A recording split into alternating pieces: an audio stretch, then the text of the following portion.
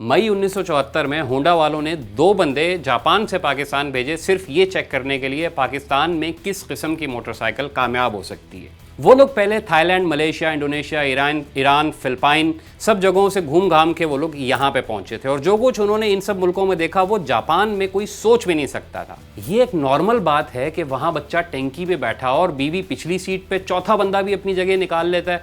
कुछ लोग तो सब्जी, गोश्त और बाकी सौदा सब भी हैंडल में से लटकाते हुए घूमते नजर आते हैं। मैंने मोटरसाइकिल को वहां गधा गाड़ी की जगह इस्तेमाल होते हुए भी देखा है। ये बयान उस बंदे ने होंडा वालों को दिया जो हमारे जैसे मुल्कों के लिए मोटरसाइकिल बनाने वाले डिपार्टमेंट का हेड था। फिर वो कहने लगा वो लोग उस वक्त तक तेल नहीं बदलते जब तक तेल पानी ना हो जाए। एयर फिल्टर बदलने का तसव्वुर उनके यहाँ दूर दूर तक नहीं, और मोटरसाइकिल की चेन उस वक्त तक नहीं बदलते जब तक वो चेन कवर से टकरा के टूट ना जाए। एक के बाद दूसरा, दूसरे के बाद तीसरा, तीसरे के बाद चौथा, हमने लगातार ऐसे मंजर देखे जिनका जापान में कोई तसव्वुर भी नहीं कर सकता। होंडा 125 से पहले 3 डिज़ाइन आते थे। 1968 में CS90, 1959 में CB100 और 1973 में S110। उन सबको बराबर देखभाल चाहिए होती थी, मार नहीं खाते थे और होंडा तरक्की पजीर मुल्कों में अपना शेयर तेज़ी से गिरता हुआ देख रहा था। जब ये सूरत हाल रिसर्च हेड को बताई गई तो उन्होंने फ़ौरन कहा मुझे एक ग्राफ पेपर, कंपस और कुछ ज्योमेट्री वाली चीज़ें दो। सुबह वो बंदा एक नए इंजन डिज़ाइन के साथ दफ्तर आ गया। उधर जो बंदा डिपार्टमेंट हेड था उसने भी एक लाइट वेट और कम देखभाल वाले इंजन का डिज़ाइन बनाकर सामने रख दिया। अगली सुबह दोनों डिज़ाइंस का तकाबुल हुआ और उनमें से उसी बंदे का डिज़ाइन कामयाब हुआ कि जो बंदा पाकिस्तान से होके गया था। वो OHV इंजन था जो होंडा 125 में आज तक चल रहा है। अगला पूरा साल इन 8 पॉइंट्स पर फोकस था होंडा वालों का। इंजन की फ्यूल एवरेज अच्छी हो, इंजन मार खाने वाला हो, डिज़ाइन मुकम्मल प्रैक्टिकल हो और वही सब चीज़ें मुमकिन हो जिनके वहाँ के लोग आदी हैं।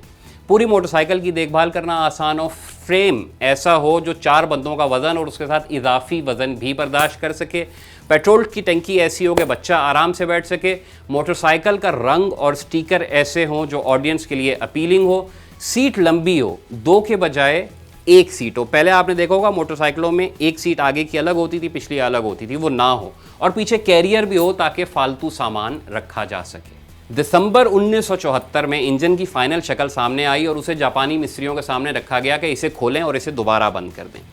पूरा इंजन खोलने के बाद आधे घंटे में जापानी मिस्त्रियों ने किसी के सिखाए बगैर उसे दोबारा बंद कर दिया। अब एक चीज़ क्लियर थी कि ये मार्केट में जाएगा तो ये कामयाब होगा क्योंकि मिस्त्रियों को किसी के सिखाए बगैर इसकी समझ आ चुकी है। थाईलैंड और बैंकॉक की गर्मियों में मोटरसाइकिल कच्चे रास्तों पर दौड़ाई गई ताकि इंजन के गर्म होने और उसके धूल मिट्टी से ख़राब होने के बारे में भी जांच की जा सके। ये सब चीज़ें चेक की, पेट्रोल जगह जगह से डलवा के चेक किया गया कि कोई कचरा वचरा तो नहीं फंस रहा, कोई ऐसा मसला तो नहीं है। सब कुछ करने के बाद 1975 में होंडा CG125 को मार्केट में पेश कर दिया गया। 1992 में होंडा 125 पाकिस्तान में भी बनना शुरू हो गई। अब सवाल ये पैदा होता है कि होंडा 125 के टंकी टापे 1975 से लेकर अब तक बहुत ज़्यादा तब्दील क्यों नहीं हुए? इस सवाल के 2 जवाब हैं।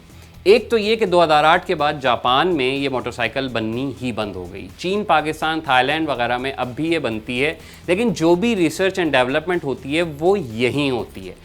और यहाँ आपके ख्याल में हालात 1974 से अब तक कुछ बदले हुए नज़र आते हैं? जो कुछ हमारे यहाँ मोटरसाइकिल से काम अब लिया जाता है उसके दरमियान कोई भी डिज़ाइन में बड़ी तब्दीली जो है वो 125 को एकदम मार्केट में बहुत बड़ी नाकामी से दो चार कर सकती है। दूसरा जवाब ये है कि होंडा 125 एक यूटिलिटी मोटरसाइकिल की कैटेगरी में आती है और यूटिलिटी मोटरसाइकिल का डिज़ाइन दुनिया भर में इसी तरह का होता है। मोटरसाइकिलों की 6-7 किस्में हैं। ट्रेल होता है जो कच्चे रास्तों के लिए होता है, क्रूज़ होती है जो हैवी बाइक टाइप की चीज़ है, इसी तरह रेसिंग मोटरसाइकिलें अलग से होती हैं। अब 125 या 70 के अलावा बाकी सारी हैवी मोटरसाइकिलें या ट्रेल या रेसिंग बाइक्स उठा के देख लें, कहीं महंगे पार्ट्स का मसला होगा, कहीं फ्यूल एवरेज कम होगी, कहीं आप 4 बंदे इकट्ठे उसके ऊपर नहीं बिठा सकेंगे, और बहरहाल नखरे इतने होंगे उन सब मोटरसाइकिलों के कि बंदा मोटरसाइकिल चलाता हुआ नहीं लग रहा होगा मोटरसाइकिल बंदे को चला रही है। हाँ, जो आदमी 125 को यूटिलिटी मोटरसाइकिल के तौर पे ख़रीदता है वो अच्छी तरह जानता है कि इससे क्या क्या काम लिए जा सकते हैं और ये मोटरसाइकिल किस किस्म के सारिफीन को दिमाग में रख के बनाई गई है। कंपनी ये जानती है कि यूटिलिटी मोटरसाइकिल डिज़ाइन में कोई भी ऐसी चीज़ शामिल करना या तब्दीली करना चंगी भली मार्केट को छेड़ने वाली बात होगी। कम से कम पुर्जों के साथ ज़्यादा से ज़्यादा वज़न खींचना, सामान रखने की जगह होना, इंजन को कम से कम देखभाल दरकार होना, और एक मोटरसाइकिल पे सारी फैमिली का आना जाना मुमकिन बना लेना, ये सारे पॉइंट पाकिस्तानी मोटरसाइकिल मार्केट में एक आम आदमी की ज़रूरत होते हैं। जब तक ये ज़रूरत बाकी है तब तक चाहे वो होंडा हो, चाहे सुजुकी हो, चाहे कोई चीनी यूटिलिटी मोटरसाइकिल हो, उन सब के बुनियादी डिज़ाइन ऐसे ही रहेंगे।